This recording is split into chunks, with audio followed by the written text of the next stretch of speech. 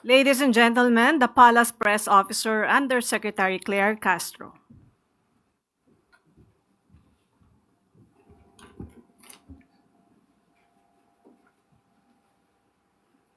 Magandang araw, Malacanang Press Corps. At maaari na po akong tumanggap na inyong mga katanungan. Unang tanong mula kay Rafi Ayeng, Daily Tribune. Good afternoon, Ayusek, sorry. Palace reaction lang po on ICI naming Senators Bato de la Rosa and Bongo, among others, as co-conspirators on the bloody drug war during the Duterte administration. And pwede po ba itong dumaan sa local courts, ang arrest warrant, if Interpol ang magpapatunay? Again, yung una niyong pong tanong Reaction lang po. regarding sa pagsama ng pangalan nila. Yes po. Okay. Kung ito naman ay legal process na nanggagaling po sa ICC, hindi naman po natin ito maaaring pakialaman dahil ang kasong yan ay naisampa noon pa, 2017 at hindi pa po Pangulo, si Pangulo Marcos Jr. So kung dadaan sa proseso, yan naman po ang nais ng pamahalang ito. Ang ginagawa ng pamahalang ito ay dumadaan lahat sa proseso. Ma'am, kung kung hindi na dumaan sa local courts and yung arrest warrant, kasi Interpol po ang magpapatupad. Is it possible? Nagawa na po before. At ang sinunod po ay ang batas na umiiral sa ating bansa at nakipag-coordinate po ang ating pamahalaan sa Interpol. Kaya po naipadala ang dating Pangulong Duterte sa The Hague. Will this result sa isa na namang kaguluhan ng mga supporters once may warrant na at handa ba ang gobyernong ipatupad ang warrant? Kinakailangan po bang magkagulo? Kung ang pagsisilbi po nito, ang sisilbihan ay ang hustisya. Ang pagsisilbi ng hustisya ay hindi naman po dapat na maging daan upang kampihan ang iilan o kakampihan ang ilang mga nasasangkot sa nasabing criminal complaint. At even before, ang kanila mismong kaalyado, walang iba kundi si Mayor Magalong, ang nagsabi mismo na mayroong mali sa execution sa EJK. Si Mayor Magalong na nagsilbing Oversight Committee Head ang umamin na maraming naging patayan na hindi nararapat. At ang ibang nasa listahan ay mga political rivalry, di umano. At ito ay maling-mali. So, kung mismong isang Duterte supporter nagsasabing mali ang nagawang EJK, hindi po ba dapat na lamang na maimbestigahan po talaga kung sino dapat na managot? And last na lang po, do you have a message sa mga supporters ng nila Senator Bongo, Senator Bato, para hindi na magkagulo at magkaroon ng kaguluhan? Hindi po dapat i-encourage ni Numan na magkagulo kung nagsisilbi lamang po ng valid warrant of arrest. Muli, ang kaso na isinampa, kung meron naman pong batayan, ay dapat lamang po madinggin. Para malaman natin, pareho naman po ito magiging hustisya sa dalawang panig. Hustisya sa mga di umanong naging biktima ng EJK, ng extrajudicial killings, at ito ay magsisilbi ring hustisya para doon sa naaakusahan kung mapapakita niyang wala naman siyang kinalaman at wala siyang kasalanan, maaaring magkaroon ng acquittal sa nasabing kaso. Just a related question from Ivan Mayrina, GMA 7.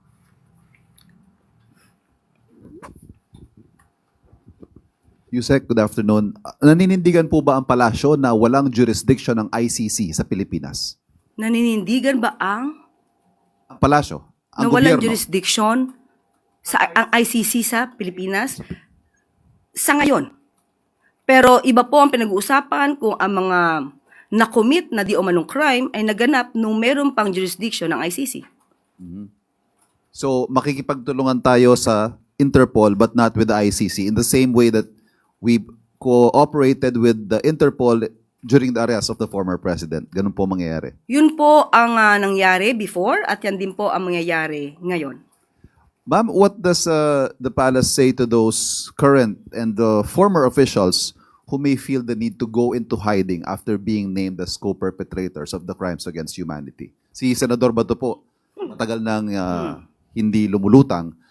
Yung iba ho kaya, baka maisip nila na ganun din ang gawin nila. What do you have to say to them? Unang-una, kung kayo magtatago, ano bang ibig sabihin yan? Kayo ba'y may kasalanan? Tinatago nyo para hindi po kayo madinig at ma-escape kayo or ma-evade the liability of what you had done?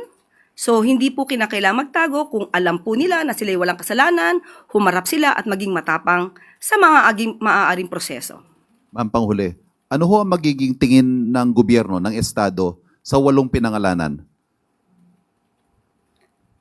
Sila po ba ay mas babantayan? Sila po ba ay tututukan ng kanilang whereabouts? Such that if an arrest warrant is issued against them, ay i-implement natin. Kapag may warrant of arrest na na-issue na po, kailangan i-implement. So kung babantayan sila, sa ngayon wala pa pong dahilan para sila ibantayan dahil wala pa pong nare-receive ang gobyerno ng warrants of arrest. Maraming salamat. Next question mula kay Tina Maralit na Manila Times. Good afternoon, Yusek. In relation po sa unang napag-usapan, ano po ang reaksyon ng palasyo sa sinabi ng PDP Laban over the weekend that the Marcos admin is quote-unquote enabling such derogation of our sovereignty and attempting to divert attention from the massive corruption scandal kaya naisama sila Senator De La Rosa and Senator Go as co-perpetrators in Duterte's ICC case? Unang-una po, bakit naman sasabihin na nagda-divert na naman ang attention? Hindi ito diversion dahil matagal na po ang kasong ito na nakasampa sa ICC. Hindi pa nga po si Pangulo Marcos Jr. ay naisampa na ito. So hindi po dapat ipahid sa ating Pangulo at sa gobyernong ito kung nagkaroon man po ng findings patungkol dyan ang ICC dahil wala naman pong impluensya ang ating gobyerno sa International Criminal Court. At kung sasabihin nila na diversion, unang-una, uulitin ko po ulit, mismong si Mayor Magalong ang nagsabing mayroon siyang report patungkol dito at siya mismo ang nagalit sa mga generals habang sila may command conference. So even before, meron ng findings na mali ang ginawa sa EJK. So mas maganda po, bilang kayo'y taga-media, hanapin niyo po kay Mayor Magalong yung nasabi niyang report. Ma'am, on another topic po, ano po ang reaksyon ng palasyo sa sinabi ng Chinese Embassy kamakailan, na nagbibigay ng warning that the escalating political rhetoric against Chinese Ambassador Ching Kwan and calls to replace him could jeopardize millions of Filipino jobs? Una-una binanggit na po ng Pangulo nung tinanong tayo mismo, kayo po nagtanong sa atin, kung ang issue tungkol sa pag-declare ng persona non grata. Ang sabi po ng Pangulo dyan, hindi na kailangan tapusin ang question mula sa media dahil ang sagot niya po ay no. Hindi po kinakailangan palitan. Ang pag-escalate ng tension sa pagitan po ng China at Pilipinas, hindi po ito dapat na nagmumula sa isang bansa. Ang ang pagsaalang-alang sa friendly discussion at sa healthy dialogue ay dapat nagbumula sa dalawang bansa. Hindi lamang mula sa Pilipinas, hindi lamang mula sa China. Dapat ito po ay dalawang bansa ang nagpupursige para magkaroon po ng mutual respect sa bawat isa. Sunod na tanong mula kay Chloe Hofana, Business World. Good afternoon, Yusek. Is the President open to removing VAT exemptions for seniors and private schools as urged by the OECD to strengthen revenues? Has he discussed the recommendation with his economic team? Ngayon, Ms. Chloe, wala pa pong napag-usapan na itanong ko po mismo ang Office of the Executive Secretary at hinahanap ko rin po sa ngayon ang katugunan ng Secretary of Finance. Sa ngayon wala pa po napag-uusapan. Kung meron pong detalye patungkol dito ay ipapaabot agad po namin sa inyo. Thank you po. Sunod na tanong mula kay Ann Soberano, Bombo Radyo. Yusek, good afternoon. Yusek, bukod sa anti-political dynasty bill, may ilang mga mambabatas din ang nagsusulong ng charter change. So ano po ang posisyon ng Pangulo sa charter change at bukas po ba siya sa political amendments o limitado lamang sa economic provisions? Sa ngayon po, hindi po yan napag-uusapan sa anumang pagpupulong. Hindi po nabibigyan ng pansin kung ano man po ang suwestyon patungkol sa charter change sa ngayon. So kung mailalatag po nila malamang kung ano po ang nilalaman dito, saka pa lamang po ito bibigyan ng pagkonsidera ng Pangulo. Pero sa ngayon, wala po talaga na pag-uusapan tungkol dyan. Ma'am, sakali pong magkaroon ng plebisito, susuportahan po ba ito ng administrasyon? Depende po sa nilalaman ng charter change. Sa ngayon po, muli, wala po na pag-uusapan tungkol dyan. Salamat, ma'am. Sunod na tanong mula kay Maricel Halili, TV5. Good afternoon, Yusek. Quick lang po. What does the palace think about the proposal of the Department of Education to implement trimester on the next school year? Ito'y proposal pa lamang po at inilalahad nila ang maaaring advantage ng pagkakaroon ng trimester ng DepEd, na isinusulong ng DepEd. Nandun pa lang po sa stage ng pagpo-propose. So, mas mainam na mas maagaran pang pag-aaral ang gawin kung dapat itong i-implement. May panawagan po yung Alliance of Concerned Teachers na sana magkaroon muna ng public consultation. Do you support the idea? Do you support this call? Mas maganda naman po talaga na pinag-uusapan lahat ito ng mga stakeholders, ng mga interested parties, lahat po, para po ma-reach out ma-reach yung pinakamagandang programa para sa ating mga kabataan. Thank you, Yusek. Sunod na tanong mula kay Rafi Ayeng, Daily Tribune. Ma'am, dun sa sa housing po, 423 daw po yung delivered and there's an apparent backlog ng housing projects under 4PH. The revised target kasi is 1.13 million to 3 million housing units by 2028. Attainable pa po ba ito before the term of PBBM ends? Thank you for the phone-in question. Okay, salamat at pinagpupursigihan po ito, nagkaroon ng backlog, totoo, inaamin naman po. Pero pinagpupursigihan po ng pamahalaan ito na mabigay po ang maaaring pinakamaraming units or housing units para sa ating mga kababayan. Sunod na tanong mula kay Katrina Domingo, ABS-CBN. Ma'am, sorry, back on the ICC issue lang po. Okay. The common criticism from the opposition camp is that sinusuko daw po lagi ng Administrasyong Marcos yung mga Pilipino sa foreign courts instead of hearing their cases here in the Philippines. How does the palace respond to these allegations that are expected to resurface anew once Senators Ronald De La Rosa, Bongo, and other co-perpetrators are arrested? Malamang yan po ang kanilang sasabihin, pero tandaan natin, ano ba nangyari noong dating, sa panahon ni dating Pangulong Duterte? Maraming bang nakasuhan ng mga general? Kaya nga po sinasabi ko sa inyo, records mismo, di umano, naggawa ng report si Mayor Magalong tungkol sa mga maanumalyang pagpapatay. So, sino yung mga generals na yun na dapat involved? Ba't hanggang ngayon ay hindi pa nakakasuhan?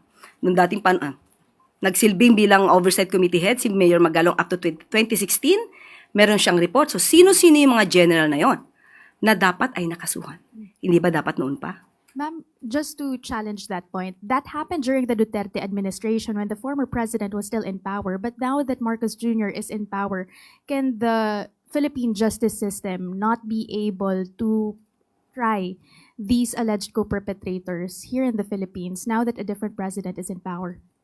Okay. We can say that the cases can be held and can be heard before the courts here in the Philippines, but we also have a rule, we also have a law that allows the government to surrender the alleged defendants to the International Criminal Court. So it's a choice. Para mas hindi mapolitika. Hindi ba mas maganda kung korte na hindi naiimpluwensyahan at hindi masasabing namumulitika ang siyang didinig para walang masabi, manalo man ang dating Pangulong Duterte, walang masasabi. Matalo man ang dating Pangulong Duterte at kanyang mga co-perpetrators, walang masasabi ang Pilipino. Dahil neutral yun. Hindi po maaaring impluwensyahan. Ma'am, last from my end, ito pong debate on whether or not dapat isuko sila overseas or here stems from the fact na the Philippines withdrew from the ICC, from the Rome Statute during the time of former President Duterte. With this, to settle this confusion nowadays, does the Marcos administration consider to rejoin the ICC? I know this question has been already raised in previous years, but with the current predicament, is there a form of reconsideration from the president? The president has not talked about that. He has not discussed that matter with all of us. None as of the moment. Next question from Ace Romero, Philippine Star. Tanong ko lang regarding ulit sa ICC, Yusek. Although nabanggit nyo kanina, tinanong na yung kung bahagi tayo ng kung may jurisdiction pa yung ICC sa Pilipinas. The PDP Laban also decried what it called the derogation of sovereignty daw under the Marcos admin as part of its statement. What do you say to that? Yun talaga po ang kanilang magiging mensahe. Dahil yun ang gusto nila iparating sa taong bayan. But still, sabi nga natin, sumusunod tayo sa sarili nating batas at nakikipag-cooperate din po tayo sa Interpol. Kasi if I remember right, may nabanggit si dating former Executive Secretary Lucas Bersamin dati na hindi automatic na kapag nagkaroon ng arrest warrant against Senator De La Rosa, automatic mapupunta siya sa ICC. Ganun pa rin ba yung stance ng Malacanang? Dalawa po ang opinion dyan. May opinion po ang DOJ at may opinion po ang dating ES, Lucas Bersamin. So, tingnan po na lang natin kung nandiyan na po ang warrants of arrest, let us see kung ano po ang susundin na patakaran. So wala pa pong stance about that. Hindi pa, I mean, hindi necessarily yung dating view ni ES Bersamin, yun na yung view automatic ng palasyo. Yes, hindi yun ang maaaring pananaw ng palasyo. Okay po. Wala nang tanong mula sa MCC. Balik sa iyo, Yusek Claire. At dito na po nagtatapos ang ating press briefing. Magandang araw para sa bagong Pilipinas.